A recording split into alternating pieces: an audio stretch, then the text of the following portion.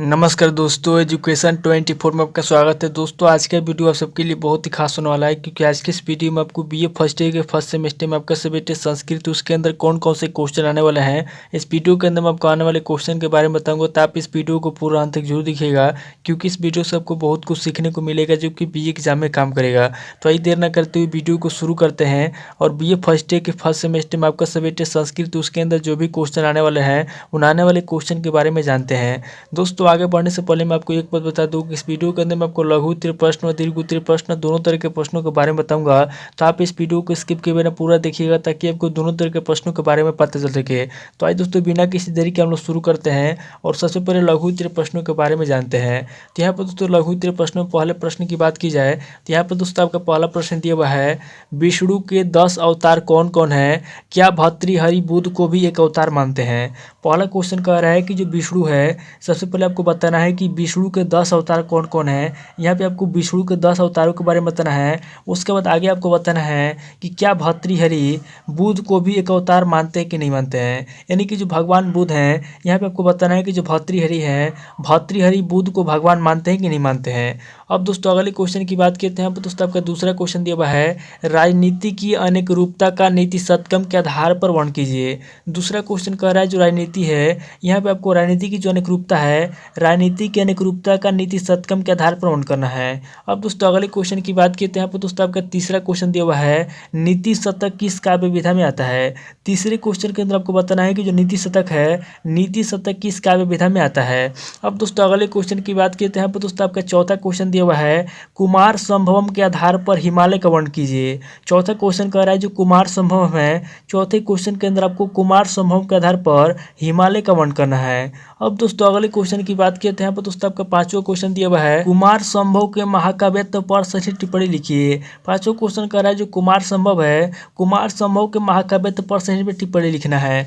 अब दोस्तों अगले क्वेश्चन की बात करते हैं। दोस्तों आपका छठा क्वेश्चन दिया हुआ है, भारवी के भाषा सौष्ठव पर टिप्पणी लिखिए। छठा क्वेश्चन कह रहा है जो भारवी की भाषा सौष्ठव है, छठे क्वेश्चन के अंदर आपको भारवी के भाषा सौष्ठव पर टिप्पणी लिखना है। अब दोस्तों अगले क्वेश्चन की बात करते हैं। दोस्तों आपका सातवां क्वेश्चन दिया हुआ है, वनेचर की उक्तियों पर प्रकाश डालिए। सातवां क्वेश्चन कह रहा है जो वनेचर है, वनेचर की जो उक्तियां हैं, सातवें क्वेश्चन के अंदर आपको वनेचर की उक्तियों पर प्रकाश डालना है। अब दोस्तों अगले क्वेश्चन की बात करते हैं। दोस्तों आपका आठवां क्वेश्चन दिया हुआ है, किराता अर्जुनियम नामक महाकाव्य के नामकरण पर टिप्पणी लिखिए।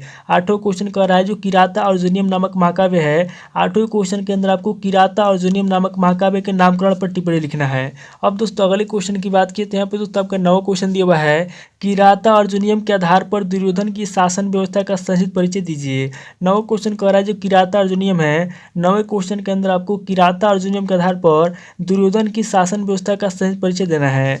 अब दोस्तों अगले क्वेश्चन की बात करते हैं। दोस्तों आपका 10वां क्वेश्चन दिया हुआ है, दुर्योधन की शासन पद्धति बताइए। 10वां क्वेश्चन कह रहा है दुर्योधन की शासन पद्धति है, 10वें क्वेश्चन के अंदर आपको दुर्योधन की शासन पद्धति के बारे में बताना है। अब दोस्तों अगले क्वेश्चन की बात करते हैं। दोस्तों आपका 11वां क्वेश्चन दिया हुआ है, कालिदास की शैली की 3 विशेषताएं लिखिए। 11वां क्वेश्चन कह रहा है जो कालिदास की शैली है, 11वें क्वेश्चन के अंदर आपको कालिदास की शैली की 3 विशेषताएं लिखना है। अब दोस्तों अगले क्वेश्चन की बात करते हैं। दोस्तों आपका 12वां क्वेश्चन दिया हुआ है, किराता अर्जुनियम का वर्ण क्षेत्र लिखिए। 12वां क्वेश्चन कह रहा है जो किराता अर्जुनियम है, 12वें क्वेश्चन के अंदर आपको किराता अर्जुनियम का वर्ण क्षेत्र लिखना है। अब दोस्तों अगले क्वेश्चन की बात करते हैं। दोस्तों आपका 13वां क्वेश्चन दिया हुआ है, रामायण का महत्व लिखिए।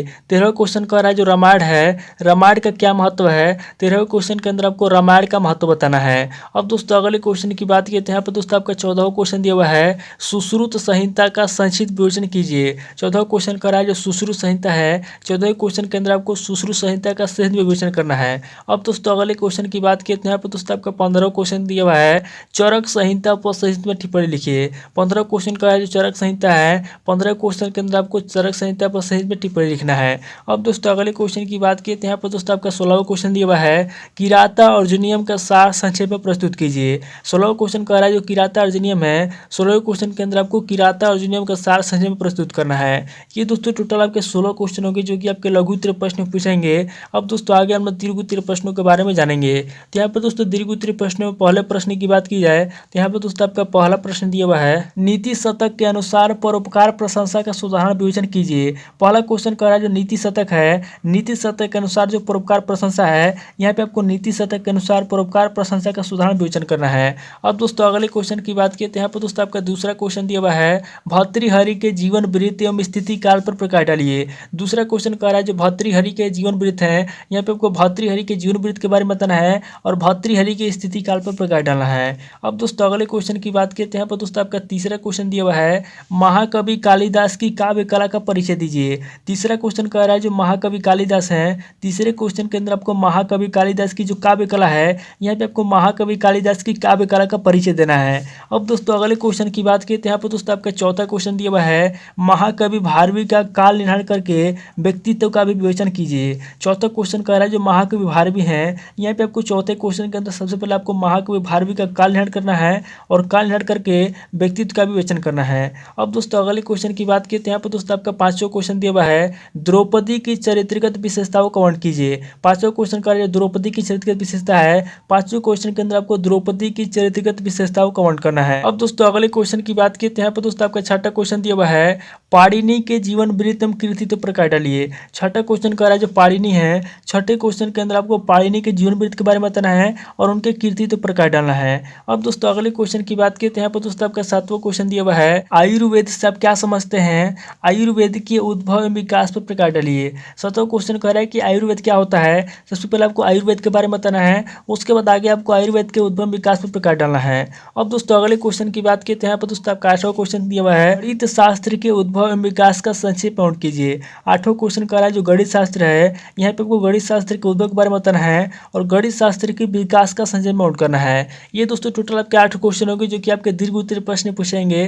दोस्तों इस वीडियो के अंदर मैंने आपको लघु उत्तरीय प्रश्न और दीर्घ उत्तरीय प्रश्न दोनों तरह के प्रश्नों के बारे में बता दिया। आप इन दोनों तरह के प्रश्नों को नोट कर लीजिए और किसी किताब से सीरीज से मिलाकर के याद कर लीजिए। दोस्तों आज इस वीडियो को मैं पे स्किप करता हूँ, मिलता हूँ आपसे नेक्स्ट वीडियो में। अगर आपको वीडियो अच्छा लगा तो वीडियो को लाइक कीजिए, शेयर कीजिए और कमेंट करके बताइए कि आपको नेक्स्ट वीडियो किस टॉपिक के ऊपर चाहिए। थैंक यू दोस्तों।